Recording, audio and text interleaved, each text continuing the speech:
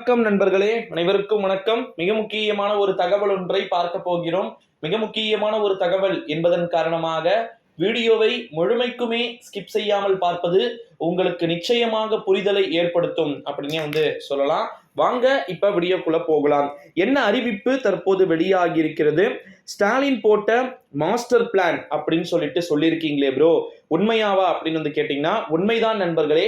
குறிப்பாக நம்முடைய தமிழக முதலமைச்சர் அப்படின்னு சொன்னாலே நிறைய சர்ச்சைகள் தமிழக முதலமைச்சரை சுற்றி கொண்டு நடந்து கொண்டிருக்கிறதை அனைவருமே பாத்தீங்கன்னா அறிவோம் நண்பர்களே.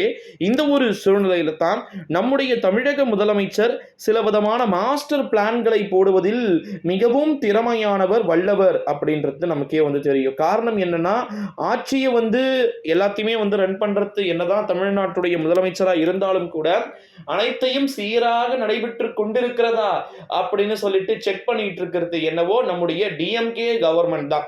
ஓகே, இந்த ஒரு சூழ்நிலையில தான் வரப்போற 2024 ஆண்டு நாடாளுமன்றத்துடைய தேர்தல் அப்படின்றது நிச்சயமாக ஏகப்பட்ட மாற்றங்கள் அப்படின்றது இருக்க வாய்ப்பு இருக்கு அப்படின்னும் நம்மளால சொல்லப்படுகிறது. நேயர்களே, ஸ்டாலின் போட்ட மாஸ்டர் பிளான் என்னன்னா 200 தொகுதிகளை காங்கிரஸ் ஜிந்தாபாத். ஓகேங்களா, இந்த பிரச்சாரம் காங்கிரஸ் 140 இடங்களை வெற்றி பெற்றாலும் கூட காங்கிரசின் ஆட்சி அமைவது உறுதி.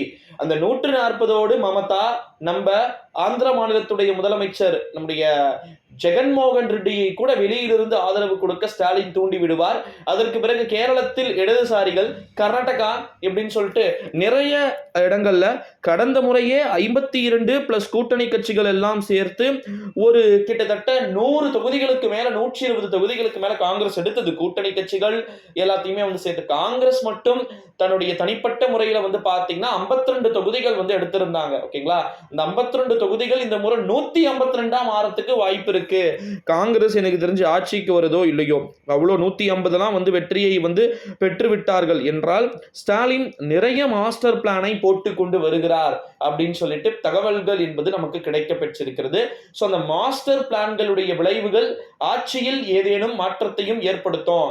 மோடியுடைய ஆட்சி மட்டும் வாங்க மோடி வணக்கங்க மோடி ஒன்று கூடி செருப்பால் எடுத்து விரட்டை அடிப்போம் கூடின்ற மாதிரி மோடியை எப்படியாவது விரட்டி அடிக்க வேண்டும் என்ற ஒரு ஒற்றை நோக்கத்துல தான் திமுக இருக்கிறாங்க.